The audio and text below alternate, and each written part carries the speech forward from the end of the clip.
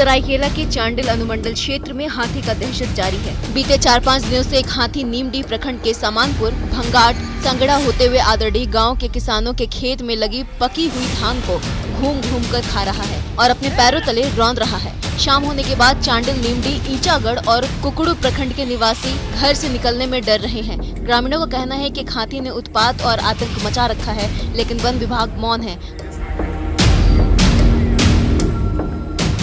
ग्रामीणों के द्वारा हाथी का एक वीडियो भी रिकॉर्ड किया गया, जिसमें हाथी गांव के पेड़ पौधे वाले इलाके में घूमता दिख रहा है। वहीं ग्रामीण अपने धान की फसल को हाथी से बचाने के लिए रात भर पहरा दे रहा है।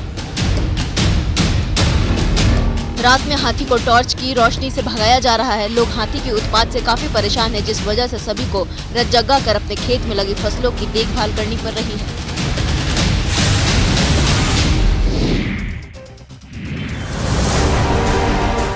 मुंगेर के कोतवाली थाना क्षेत्र के आजाद चौक स्थित एक स्टेशनरी दुकान में दिव्यांग ने कॉपी का बंडल चोरी कर लिया।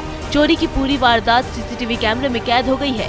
इस बात की जानकारी दुकानदार को तब मिली जब वो अपनी दुकान के बाहर लगे सामान की जांच कर रहा था। उसने देखा कि दुकान के बाहर रखा कॉपी का एक बंडल वहां से गायब है, जिसके बाद दुकानदार ने जब सीसीटीवी फुटेज को चेक किया तो मामले का खुलासा हुआ। इधर चोरी का जो सीसीटीवी सामने आया है उसमें देखा जा सकता है कि साइकिल से एक दिव्यांग दुकान पर आता है और पहले 500 का नोट देकर एक प्लास्टिक की फाइल खरीदता है। इसी बीच जब तक दुकानदार रसीद बनाकर ग्राहक को दे रहा होता है, तब तक फाइल की खरीदारी करने आया दिव्यांग दुकान के बाहर पड़ा कॉपी का एक बंडल उठाकर साइकिल में टंगे झोले में डाल देता है। इस दौरान दुकानदार दिव्यांग को फाइल का पैसा काटकर बाकी बचा रुपया वापस करता है। फाइल खरीदने आया दिव्यांग फाइल के साथ साथ चोरी किया हुआ कॉपी का बंडल भी साथ लेकर फरार हो जाता है। अब इस घटना का सीसीटीवी फुटेज सोशल मीडिया पर तेजी से वायरल हो रहा है।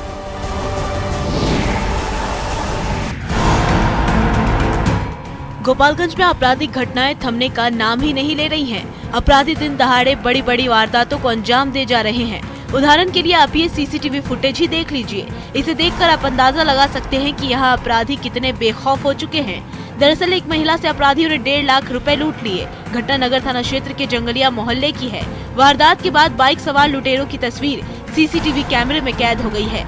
आप देख सकते हैं कि बाइक सवार 2 युवक तेज गति से बाइक लेकर जा रहे हैं। कहा जा रहा है कि महिला रुपए लेकर जा रही थी, तभी पीछे से बाइक सवार इन 2 युवकों ने झपट्टा मारकर उसके हाथ से रुपए छीन लिए और बाइक की रफ्तार तेज कर भाग निकले। भागते हुए उनकी तस्वीर कैमरे में कैद हो गई। पीड़ित महिला सोनी देवी ने बताया कि वो कर्ज का पैसा वापस करने के लिए रुपए किसी से लेकर घर जा रही थी। इसी दौरान अपराधियों ने लूट की वारदात को अंजाम दिया। वहीं पुलिस इस मामले में प्राथमिकी दर्ज कर सीसीटीवी फुटेज से अपराधियों की पहचान कर गिरफ्तारी के लिए छापेमारी कर रही है। नालंदा में लूट, हत्या, डकैती जैसी घटनाएं थमने का नाम ही नहीं ले रही। इसी बीच एक शख्स की हत्या कर उसके शव को 5 टुकड़ों में काटकर फेंकने का सनसनीखेज मामला सामने आया है। घटना सिलाव थाना क्षेत्र के नानंद गांव से आ रही है, जहां पर 4 दिन पहले लापता हुए विकास चौधरी का धड़ 3 दिन बाद पुलिस ने दीपनगर थाना क्षेत्र से बरामद किया। बता दें कि विकास की प्रेमिका और उसके पति को हिरासत में लेने के बाद पुलिस को धड़ हाथ लगा, जबकि दोनों ने उसके सिर को गंगा नदी में प्रवाहित करने की बात को स्वीकार किया है। ये जानकारी मिलने के बाद पुलिस अब सिर को खोजने में जुटी है। इधर इस मामले पर डीएसपी सदर डॉक्टर शिल्वी नोमानी ने कहा कि दंपत्ति को हिरासत में लेकर पूछताछ की जा रही है। बताया जाता है कि मृतक के शव को 5 टुकड़ों में काटकर अलग अलग जगह पर फेंका गया। आरोपी दंपत्ति से पूछताछ के क्रम में जो जानकारी मिली है, उसके आधार पर पुलिस कार्रवाई में जुटी है। अभी मृतक के सिर की तलाश जारी है।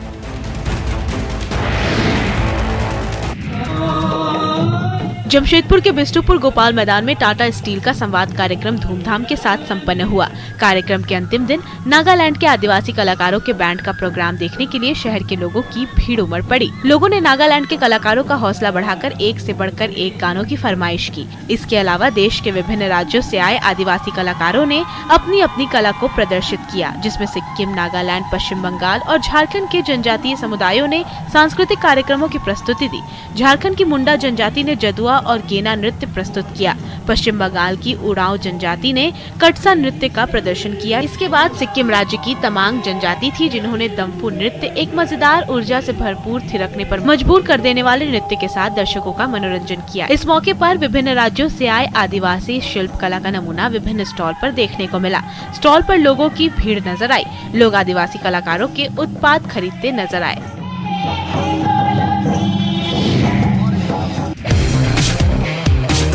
पाँव में जूते नहीं हैं, लेकिन इससे इन बच्चों के हौसलों की उड़ान कम नहीं हुई। दरअसल गोड्डा का सुंदर पहाड़ी ब्लॉक में रहने वाले टैलेंटेड बच्चे हमेशा से कुछ बेहतर करने की ललक में प्रयासरत रहते हैं। आज हम ग्रामीण क्षेत्र की वो तस्वीरें आपको दिखाएंगे जो शायद कैमरे की नजर में नहीं आ पाती है।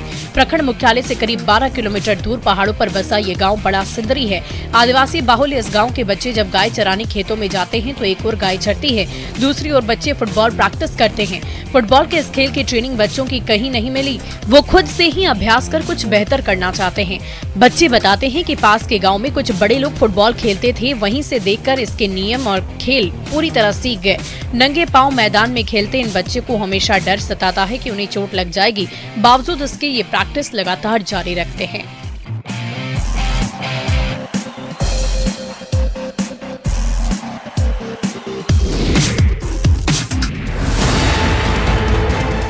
धनबाद में अवैध कोयला कारोबार पर रोक लगती नहीं दिख रही है। इसी बीच बाघमारा थाना क्षेत्र के BCCL ब्लॉक 2 के केसी साइडिंग में दर्जनों कोयला चोर चोरी करने पहुंचे थे।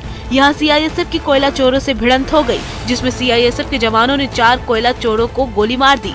यहां घटना में चारों चोरों की मौत हो गई है, वहीं बाकी कोयला चोर अपनी बाइक छोड़कर भाग निकले। इस दौरान CISF की गाड़ी में भी तोड़फोड़ की गई। सूचना मिलने पर बाघमारा और बरोरा थाने की पुलिस मौके पर पहुंची और ग्रामीणों के बवाल से बचने के लिए कोयला चोरों के शवों को मौके से हटवा दिया गया। इस दौरान जब मीडिया कर्मियों ने CISF अधिकारी से सवाल पूछे तो कैमरा भी छीनने की कोशिश की गई। आरोप है कि पुलिस प्रशासन, CISF, BCCL प्रबंधन सभी मिलकर कोयला चोरी करवाते हैं। BCCL के माइन से दिन रात बाइक से लेकर बड़े वाहनों से कोयला तस्करी की जाती है।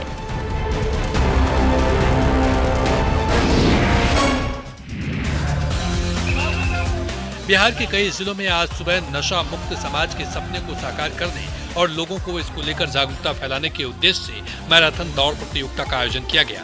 इस दौड़ में सभी जिलों के DM, SP के अलावा कई वर्गीय अधिकारियों के साथ साथ बच्चों और युवाओं ने सैकड़ों की संख्या में भाग लिया।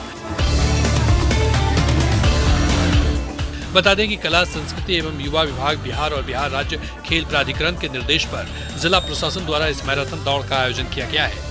इस हाफ मैराथन का मुख्य उद्देश्य सरकार के द्वारा चलाए जा रहे नशा मुक्ति अभियान को गति देने के साथ ही प्रतिभागियों के शारीरिक और बौद्धिक विकास का संवर्धन किया जाना है। सभी जिलों के जिला प्रशासन ने इस प्रतियोगिता को जीतने वालों के लिए इनाम भी रखा है। इसमें 16 की उम्र के लोगों के लिए 5 किलोमीटर और उससे ऊपर आयु वर्ग के लिए 10 किलोमीटर का दौड़ रखी गई है। इस समारोह में विजेता प्रतियोगिता को इनाम और सर्टिफिकेट सौंपा जाएगा।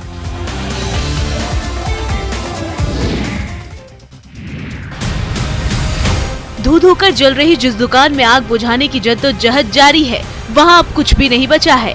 आग बुझाए जाने के बाद दुकान में हर तरफ केवल राख ही राख देखने को मिल रहा है। लोगों में हड़कंप मचा हुआ है। तस्वीरें बोकारो के गांधीनगर थाना क्षेत्र के जरीडी बाजार की हैं। बताया जाता है कि झंडा चौक में एक दुकान में भीषण आग लग गई। आग ने इतना भयंकर रूप ले लिया था कि लोगों से आग पर काबू पाना मुमकिन नहीं हो पा रहा था। बाद में अग्निशमन विभाग और पुलिस को आगलगी की सूचना दी गई। सूचना पर पहुंची दमकल की कई गाड़ियों ने काफी मशक्कत के बाद आग पर काबू पाया।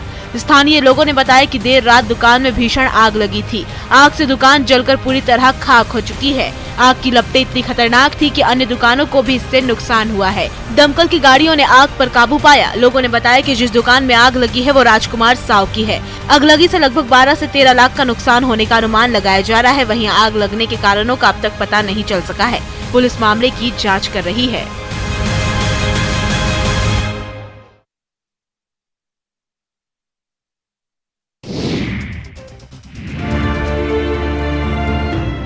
एक तरफ रांची नगर निगम दावा करता है कि नागरिक किसी सुविधा से वंचित नहीं है, लेकिन हकीकत क्या है उसकी तस्वीरें हम आपको दिखा रहे हैं। दरअसल रांची में ठंड की शुरुआत हो चुकी है। आज का पारा 11 डिग्री है और जब जब ऐसी ठंड पड़ती है तब तक शहर में असहाय और लाचार लोग रैन बसेरे में रहते हैं। लेकिन रांची के रैन बसेरों का हाल तो देखिए, यहाँ ताला लगा हुआ है। जी हाँ, नगर निगम की ओर से बनाए गए रैन बसेरे में सालों से ताला लगा हुआ है। भवन जर्जर होता जा रहा है, पर इसकी सुध लेने वाला कोई नहीं है। केवल खानापूर्ति कर शहर में नाम के रैन बसेरे चलाए जा रहे हैं। रांची में कुल 11 रैन बसेरों में से मुश्किल से 2 रैन बसेरा ही ठीक हालत में हैं, जिसका नतीजा है कि जब किसी को जरूरत पड़ती है तो उन्हें सड़क पर कड़ाके की ठंड में रात गुजारनी पड़ती है। इस सब के बावजूद नगर निगम चैन की नींद सो रहा है और लोग परेशान हो रहे हैं।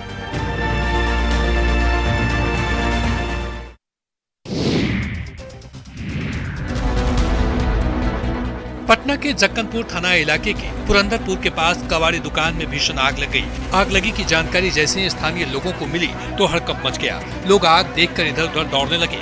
काफी मशक्कत के बाद भी जब आग पर काबू नहीं पाया जा सका तो फायर स्टेशन में फोन कर जानकारी दी गई। फायर ब्रिगेड की गाड़ियों के पहुंचने से पहले आग इतनी फैल चुकी थी कि पास के फर्नीचर दुकान को भी अपनी चपेट में ले लिया। थोड़ी देर बाद जब कई दमकल की गाड़ियां पहुंची तो किसी तरह आग पर काबू पाया जा सका।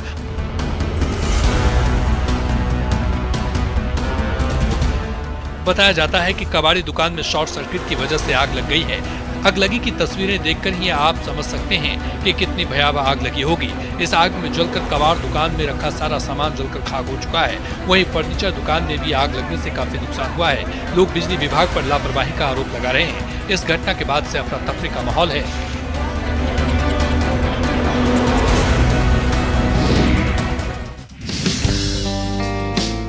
बंगाल की सीमा पर कसमार प्रखंड के हीसिम पहाड़ की तलहटी में बसा आदिवासी बहुल चौड़ा गांव इन दिनों गेंदा फूल की खुशबू बिखेर रहा है। इस गांव के कई आदिवासी युवाओं ने गेंदा के फूलों की खेती को आमदनी के एक नए स्रोत के रूप में विकसित किया है। युवाओं का मानना है कि सब्जी की खेती से अधिक मुनाफा उन्हें गेंदा के फूल की खेती में हो रहा है। चौड़ा गांव के मुरहुल सूदी पंचायत का एक सुदूरवर्ती गांव है। करीब 5 साल पहले गांव के मात्र एक युवक लगनू किस्कू ने इसकी खेती शुरू की थी। आज गाँव के कई युवा अपनी जमीन पर लगभग 3 एकड़ से अधिक क्षेत्रफल में गेंदा के फूल की खेती कर रहे हैं और दूसरे गाँव के लोग इसकी खेती देखने पहुँचते हैं। किसानों ने बताया कि साल में 2 बार गेंदा के फूलों खेती होती है। जुलाई अगस्त में लगाए गए पौधे से दिसंबर महीने तक फूल निकलते हैं, जबकि जनवरी में लगाए गए पौधे से मई जून तक फूल प्राप्त होते हैं। जितने भी फूल तैयार होते हैं उसे माला बनाकर रामगढ़ के कूजू में व्यापारियों को ले जाकर बेच दिया जाता है। इससे उन्हें अच्छा मुनाफा होता है।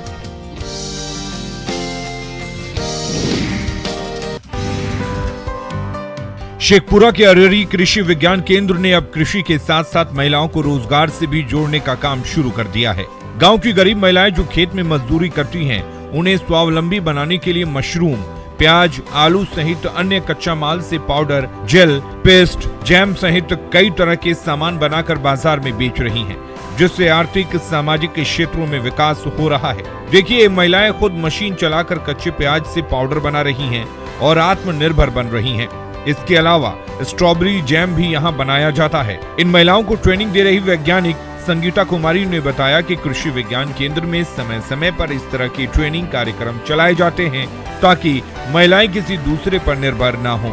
बता दें कि समाज की अंतिम पंक्ति में खड़ी कमजोर वर्ग की महिलाओं को सशक्त करने की दिशा में कृषि विज्ञान केंद्र में नारी परियोजना के अंतर्गत इस नेक पहल की शुरुआत की है।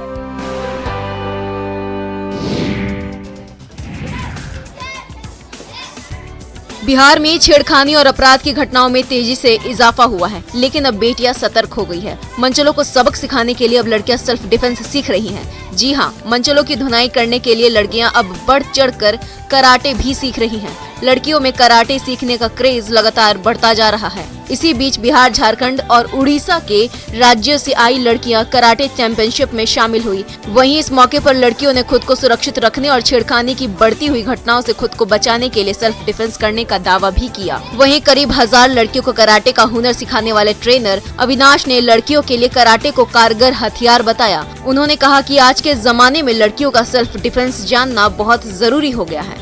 लड़कियां यदि सेल्फ डिफेंस नहीं जानेगी तो इमरजेंसी में वो आत्मरक्षा नहीं कर पाएंगी। कराटे से हमें बहुत ज़्यादा फायदा होने वाला है। अगर कहीं भी हम जा रहे हैं तो हम अपने आप को सेल्फ डिफेंस कर सकते हैं, कोई हमें छेड़ नहीं सकता है। कहते हैं कि अगर कोई काम करने के लिए व्यक्ति दृढ़ इच्छा शक्ति के साथ ईमानदार परिश्रम करे तो सफलता जरूर मिलती है। कुछ ऐसा ही कर दिखाया है बिहार के कैमूर जिले के लाल विकास कुमार ने। विकास ने प्लास्टिक से पेट्रोल बनाकर अपनी तरफ सबका ध्यान आकर्षित कर लिया। जिले के नुआव प्रखंड के नुआव मिडिल स्कूल के 8वीं के छात्र विकास कुमार ने प्लास्टिक से पेट्रोल बनाकर कमाल कर दिया है। हालांकि अभी से हम कार या बाइक में डायरेक्ट यूज नहीं कर सकते, क्योंकि अभी इसमें प्यूरिफिकेशन की जरूरत है। अभी ये ईंधन के तौर पर इस्तेमाल तो हो सकता है। आप देख सकते हैं कि विकास अपने स्कूल के टीचर और बाकी छात्रों के साथ मिलकर प्लास्टिक के पैकेट को मशीन में डाल रहा है और फिर साइंस का इस्तेमाल करते हुए मशीन से पेट्रोल निकलता हुआ दिखता है। विकास ने बताया कि प्लास्टिक से पेट्रोल बनाने की मशीन तैयार करने में उससे कुल लागत 1500 रुपए की आई।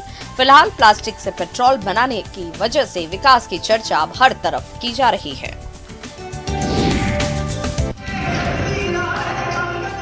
जहानाबाद जीएनएम नर्सिंग इंस्टीट्यूट में रंगारंग कार्यक्रम का आयोजन किया गया।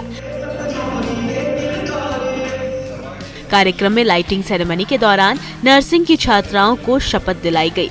आप देख सकते हैं कि सैकड़ों की संख्या में छात्राओं ने यूनिफॉर्म पहनकर एक साथ लाइन में खड़े होकर लोगों को उत्कृष्ट नर्सिंग सेवा प्रदान करने की शपथ ली।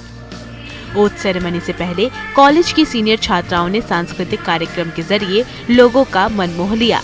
कई लोकगीतों के साथ साथ छात्राओं की प्रस्तुति ने सबका मन मोह लिया। वहीं शपथ ग्रहण के बाद नर्सिंग की छात्राओं ने खुशी जाहिर की। शपथ समारोह के बाद छात्राओं ने एक के बाद एक रंगारंग कार्यक्रम की भी प्रस्तुति दी। इस दौरान जिले के सिविल सर्जन के साथ ही कई डॉक्टर भी मौजूद रहे। कॉलेज के प्रिंसिपल ने बताया कि यह संस्थान का 5वां बैच है जिसकी पढ़ाई शुरू कर दी गई है। इसको लेकर छात्राओं में काफी उत्साह देखने को मिल रहा है।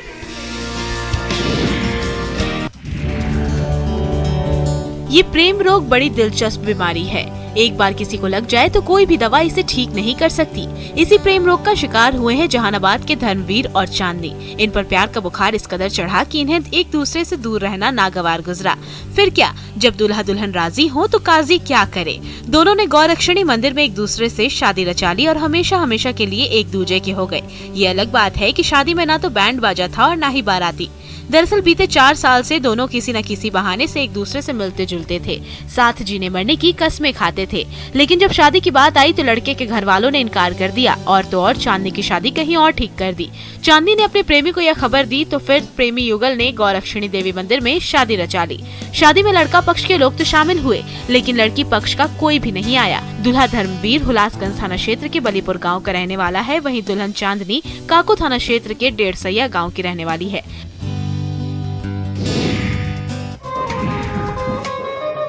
जामताड़ा की गांधी मैदान में आयोजित 3 दिवसीय गौकथा को लेकर शहर में भव्य शोभा यात्रा निकाली गई। शोभा यात्रा प्रमुख गौकथा वाचक मोहम्मद फैज खान की मौजूदगी में दुमका रोड स्थित यज्ञ मैदान में शुरू हुई। सैकड़ों गौ भक्तों की मौजूदगी में निकली भव्य शोभा यात्रा यज्ञ मैदान से बस स्टैंड, इंदिरा चौक, मुख्य बाजार, अजंता चौक, टावर चौक होते हुए गांधी मैदान में संपन्न हुई। शोभा यात्रा में आगे आगे सुसज्जित रथ पर सवार गौकथा वाचक मोहम्मद फैज खान चल रहे थे। इसके पीछे मुख्य यजमान और आयोजक समिति के पदाधिकारी और सदस्य अपने हाथों में ध्वज लिए सैकड़ों महिला पुरुष गौ भक्त चल रहे थे। शोभा यात्रा की अंतिम पंक्ति में बैंड बाजे की धुन पर नाचते गाते श्रद्धालु चल रहे थे। शोभा यात्रा के दौरान गौमाता के जयकारे से शहर गुंजायमान हुआ। गौमाता का जयकारा केवल शोभा यात्रा में शामिल श्रद्धालु ही नहीं बल्कि रास्ते में आवाजाही करने वाले लोग भी लगा रहे थे।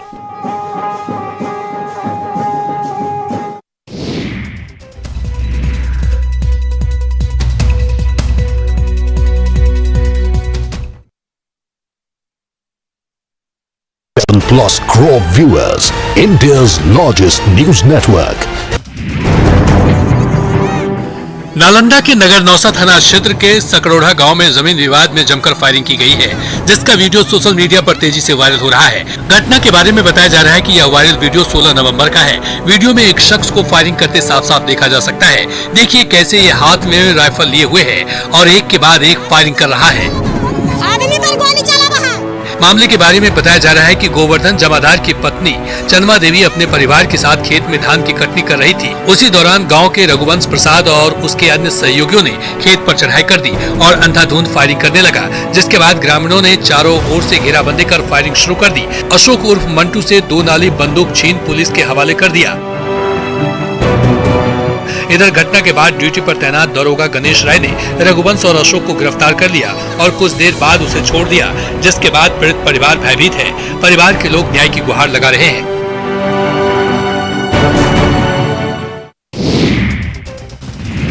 सीतामढ़ी में आपराधिक घटनाएं थमने का नाम नहीं ले रही हैं। सोई अवस्था में पति पत्नी की धारदार हथियार से हत्या कर दी गई है। घटना के बाद से इलाके में सनसनी है।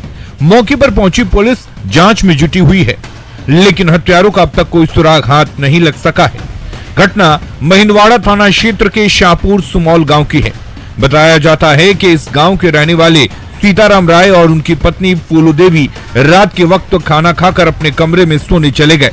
सुबह हुई और दोनों जब कमरे से बाहर नहीं आए तो घर के दूसरे सदस्यों को शक हुआ। कमरे में जाने पर दोनों का शव खून से लथपथ पाया गया। घटना की सूचना पुलिस को दे दी गई है, जिसके बाद मौके पर पुलिस की टीम पहुंची और घटनास्थल की जांच पड़ताल करने के बाद उनके शव को पोस्टमार्टम के लिए सदर अस्पताल भेज दिया है। बताया जाता है कि रुपये के लेन देन को लेकर इस घटना को अंजाम दिया गया है। सीतामढ़ी एसपी के निर्देश पर एफएसएल की टीम को बुलाया गया है। एफएसएल की टीम मामले की जांच करेगी।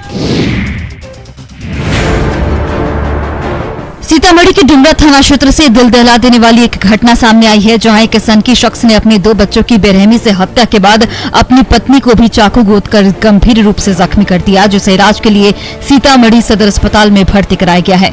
इतने से भी जब सनकी का मन नहीं भरा तो उसने घटना को अंजाम देने के बाद सभी को जलाने की नीयत से आसपास के पुवाल की टाल में आग लगा दी और मौके से फरार हो गया।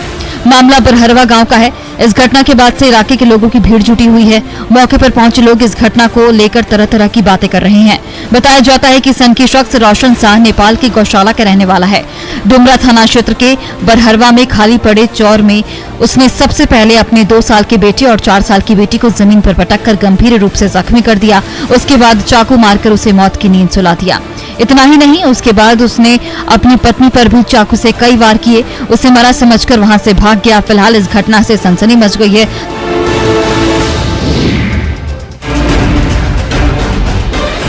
अस्पताल में लगे इन बेड की हालत को देखिए। इन्हीं फटे और जर्जर बेड पर मरीजों का इलाज होता है। हैरानी की बात तो ये है कि ये हाल खुद बिहार के डिप्टी सीएम तेजस्वी यादव के गृह जिले गोपालगंज का है, वो भी तब जब वे खुद स्वास्थ्य विभाग देख रहे हैं। तस्वीरें गोपालगंज के मॉडल सदर अस्पताल की हैं। यहाँ कायाकल्प योजना के तहत अस्पताल में रंग रोगन तो कराया गया है, लेकिन जर्जर पड़े बेड को बदला नहीं गया। इमरजेंसी वार्ड में इन्हीं जर्जर बेड पर मरीजों का इलाज किया जा रहा है। ठंड में मरीजों को न तो कंबल मिल रहा है और न ही बेड पर उनके लिए चादर तक की व्यवस्था की गई है। अस्पताल के इमरजेंसी वार्ड की तस्वीरें स्वास्थ्य विभाग के सभी दावों की पोल खोल रही हैं। मरीज ठंड से ठिठुर रहे हैं, लेकिन उनकी सूद लेने वाला कोई नहीं है। आप खुद अस्पताल के इन बेड की हालत देखकर अंदाजा लगा सकते हैं कि यहाँ इलाज करा रहे मरीज और उनके परिजनों को कितनी परेशानी होती होगी। वहीं अस्पताल प्रशासन व्यवस्थाओं को दुरुस्त करने की बजाय चैन की नींद सो रहा है।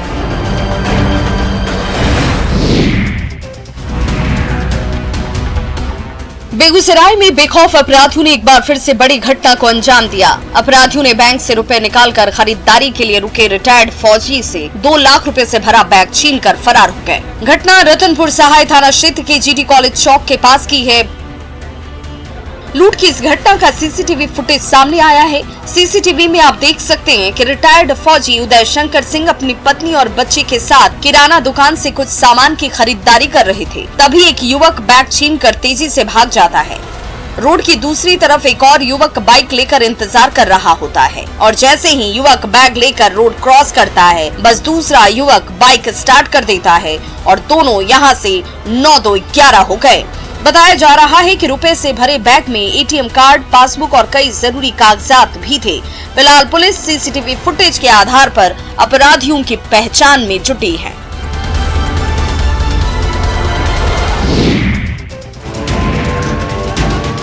हाजीपुर नगर के अनजानपीर चौक पर एक कबाड़ी दुकान में भीषण आग लग गई। आग लगते ही अफरा तफरी मच गई और लोगों की भीड़ मौके पर पहुंची, जिसके बाद फायर ब्रिगेड की टीम को सूचना दी गई। आगलगी की घटना इतनी भयंकर थी कि 4 दमकल गाड़ियों ने कड़ी मशक्कत के बाद आग पर काबू पाया, लेकिन तब तक कबाड़ की दुकान में रखा सारा सामान जलकर राख हो चुका था। वहीं दुकान के बगल में स्थित एक मकान भी आग की चपेट में आ गया, जिसमें मकान आंशिक रूप से जल गया। मकान के अंदर रखी बाइक सहित अन्य सामान भी जल गए हैं। आग से लगभग 13 लाख की संपत्ति जलकर राख हो गई है।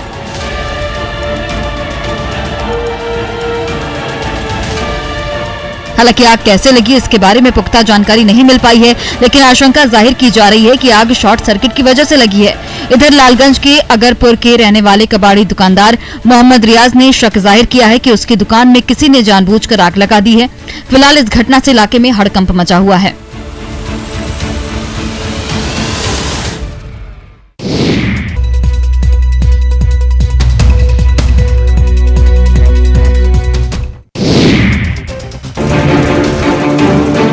इस विशालकाय घड़ियाल को देखकर किसी की भी रूह सिहर जाएगी।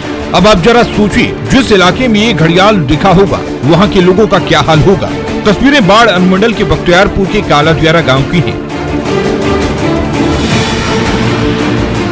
बताया जाता है कि ग्रामीणों ने एक विशाल घड़ियाल को पकड़ा है। घड़ियाल को देखते ही दियारा घाट पर अफरा तफरी मच गई। लोग पहले तो डर से उस इलाके में भी जाने से घबरा रहे थे, लेकिन फिर गांव के कुछ लोगों ने दिलेरी दिखाते हुए उसे पकड़ लिया। घड़ियाल के पकड़े जाने के बाद जैसे गांव में कोई बड़ा आयोजन हो गया। गांव के सभी लोग उसे देखने के लिए जुटने लगे। बाद में लोगों ने इसकी सूचना वन विभाग को दी, साथ ही प्रशासन को भी इसकी सूचना दी गई। इस विशालकाय घड़ियाल को देखकर इलाके में चर्चाएं हो रही हैं। वन विभाग की टीम घंटों गुजर जाने के बाद भी नहीं पहुंची है। इससे लोगों में वन विभाग की कार्यशैली को लेकर काफी नाराजगी देखने को मिल रही है।